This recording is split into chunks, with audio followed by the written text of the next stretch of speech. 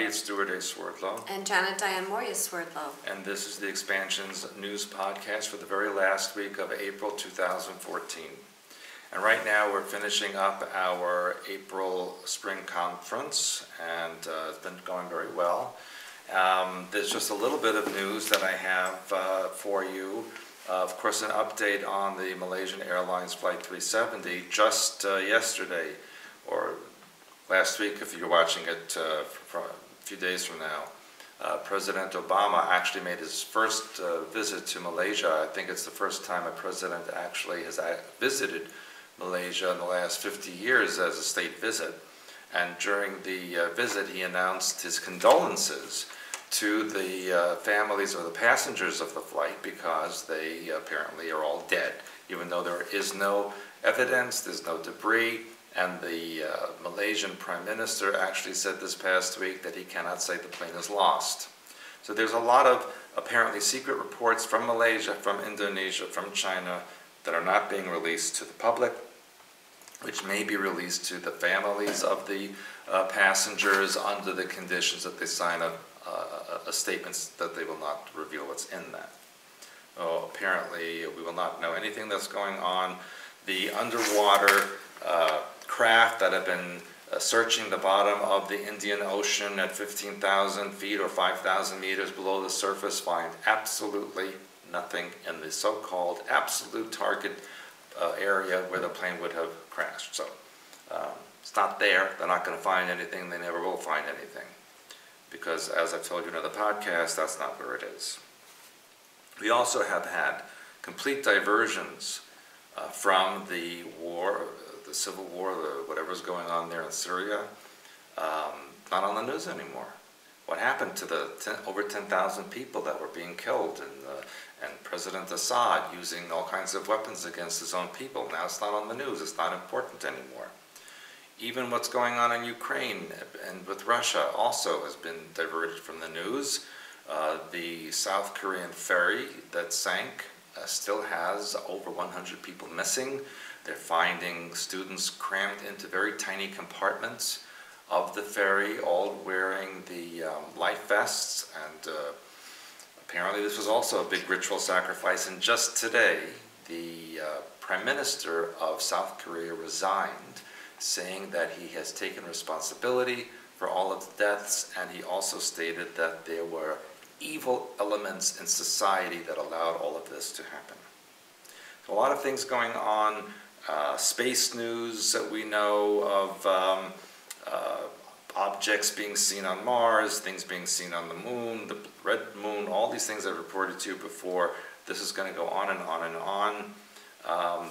But interesting also this week, the chief of NASA, who is Charles Bolden. Apparently he is also a former astronaut and a former Marine.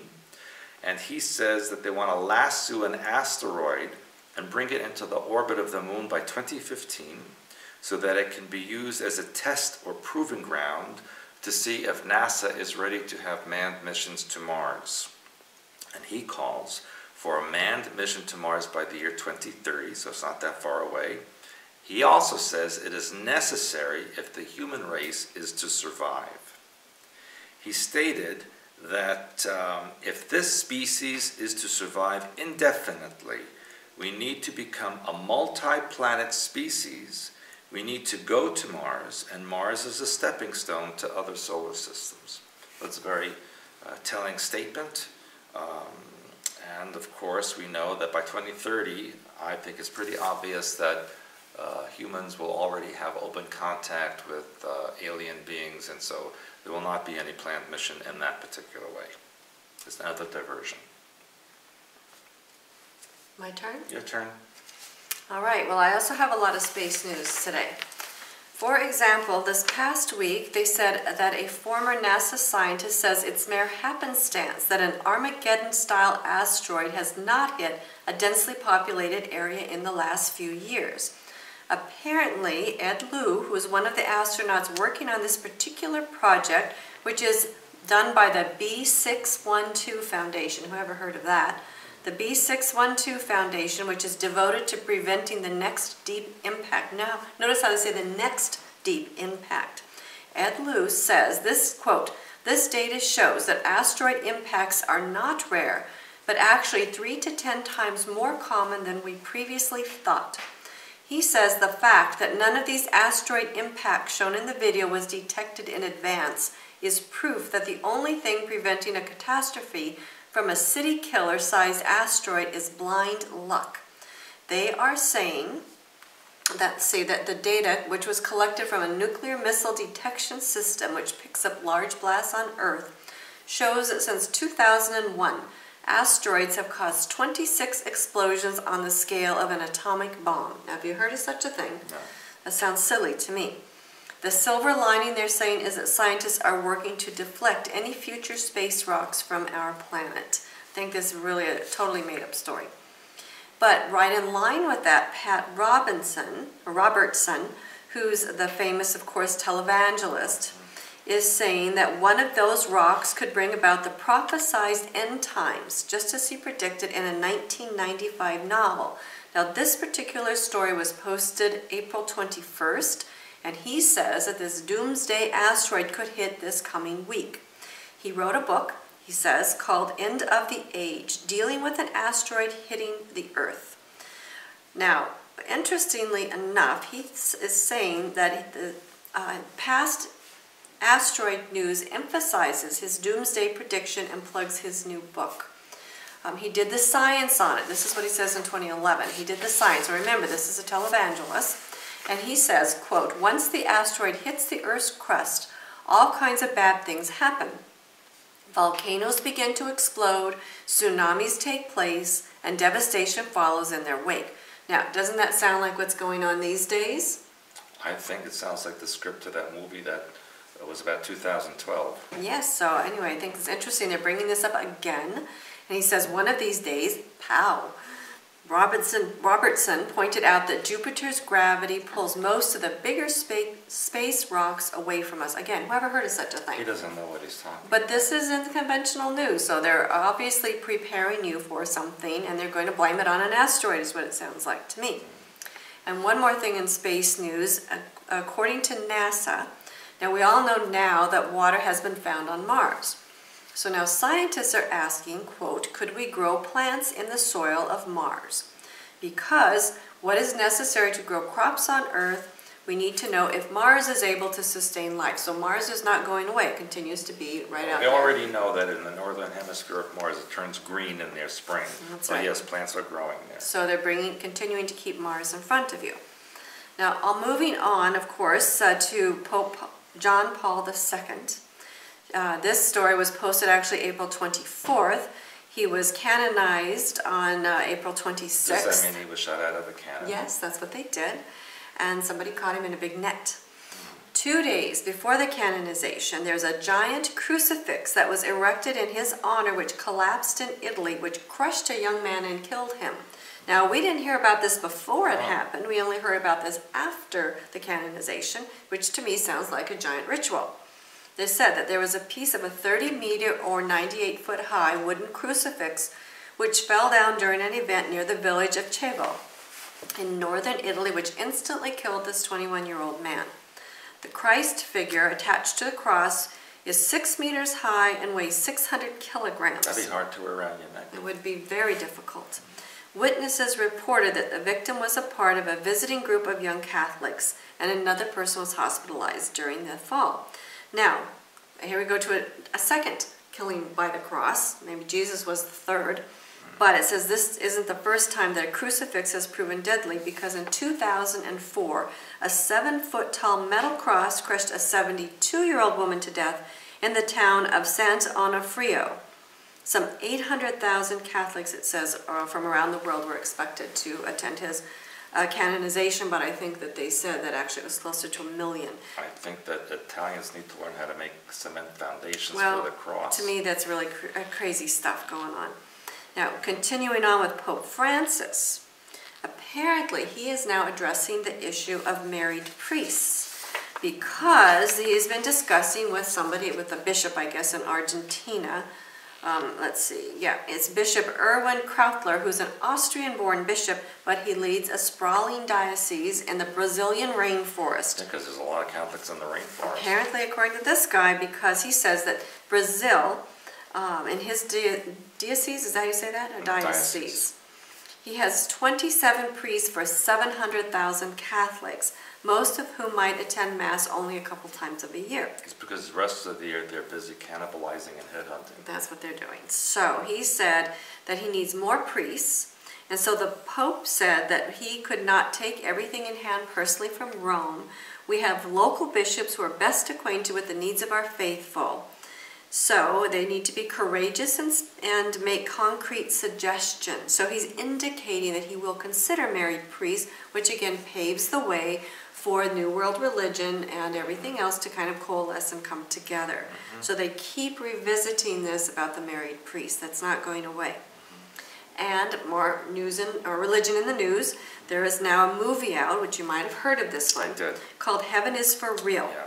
It's a Christian drama about Colton Burpo, the 4-year-old son, who can question a 4-year-old son, who is a Nebraska pastor's son, who came close to death during an appendicitis operation. So he recovered, he came back, he told the family about characters from the family's past that he'd never met. Know about, right. He claimed to have seen John the Baptist meeting Jesus, described heaven, and so forth.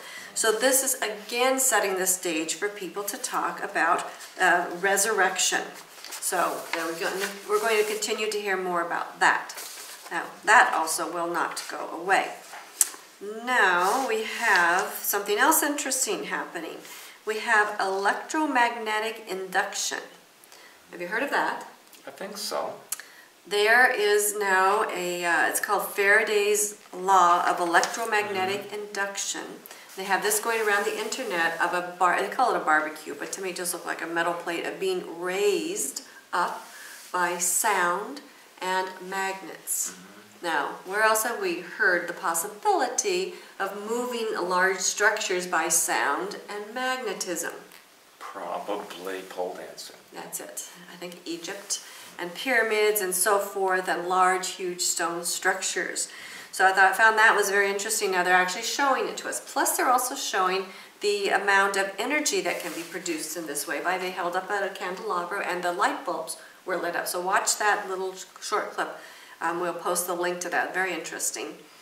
And you'll never guess what kind of plastic surgery is becoming popular now. I think I don't want to know. Well, actually, this one isn't so bad. Really? You're going to say it, then it's pretty bad. Well, no, this is the new plastic surgery. People want to look like me? Well, that is number 1, but number 2 is actually plastic surgery on feet. What? Yeah, feet. The women want their toes shorter or longer or their heels thicker or whatever because they want to fit into shoes. So since we don't have people who do make shoes to your feet, now your feet have to fit the shoes.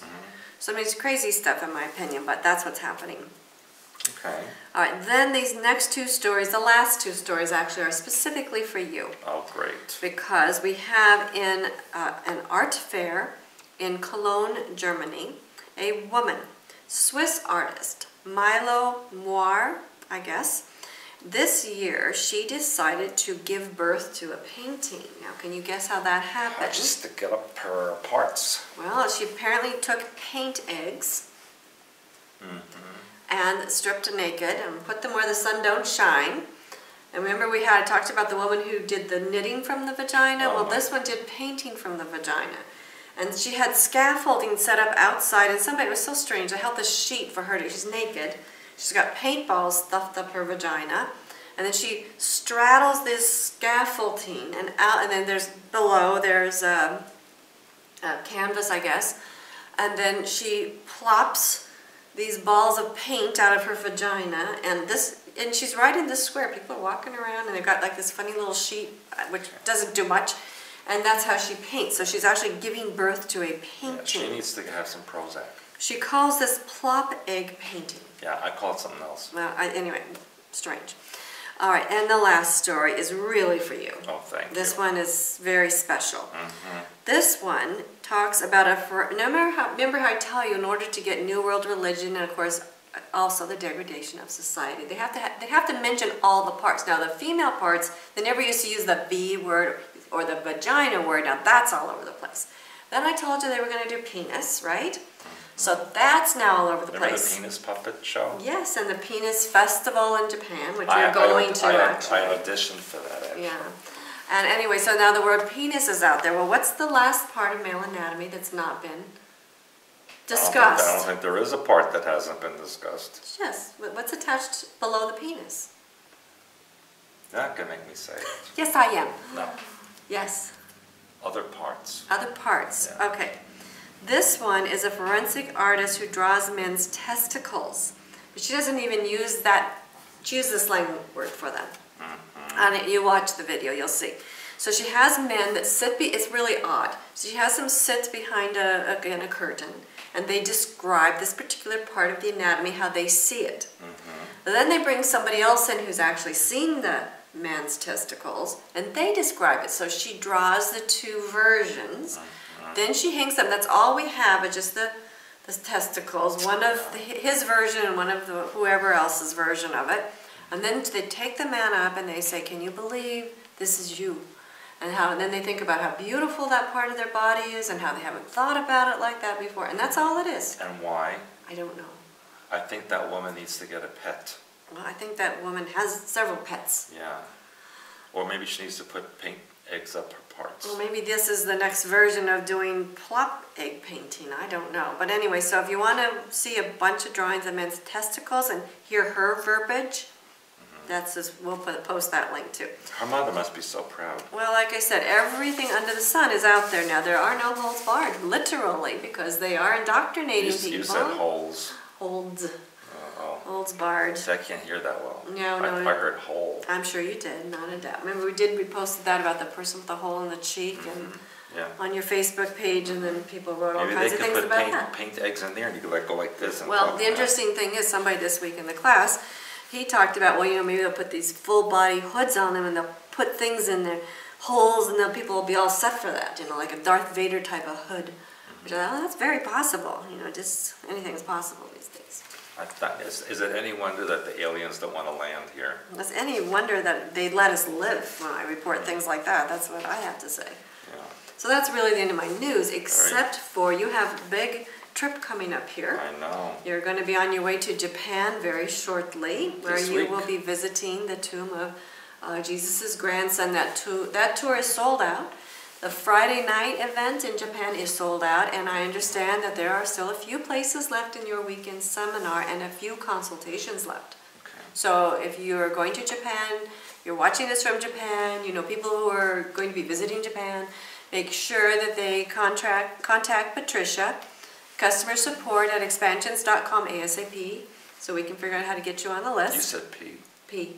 Yeah, is that funny? I thought it would be. Now, then we have next your New York City appearance, where you will be doing a 3-hour seminar on hyperspace basics. Okay, I didn't know what I was doing. Yeah, well, you probably won't know until you're done. But that's coming up again with consultations in New York City. This will be the first part of June. The dates are on the side. I didn't put those on my paper. Then we have in August, we have another seminar here in St. Joseph. We do, which is going to be on communication. Everything to do with communication with yourself, with your oversoul, with your colleagues, with your neighbors. If you're not able to adequately communicate, you aren't going to get very far spiritually or in the outer world, the things that you're looking to do and grow. We're going to do some nature walks involved in there. It's going to be a good time. We're going to do some toning. So it's going to be a very interesting class, and it's fun. The August class, we always have a lot of fun. October, I'm going to be announcing right now the topic, which is everything oversoul. It is a 10-month, and it is a 7-year, and a 10 plus a 7 is a 17. 1 plus 7 is 8. Wow, my head is spinning. I thought it would be. That's an oversoul number. That's too many numbers. It's a money number. It's an energy number. So everything oversoul here in St. Joseph in October. So lots of early bird specials going on. If you're going to come, now again is the time to get registered. Customer support at expansions.com. You do not want to miss these.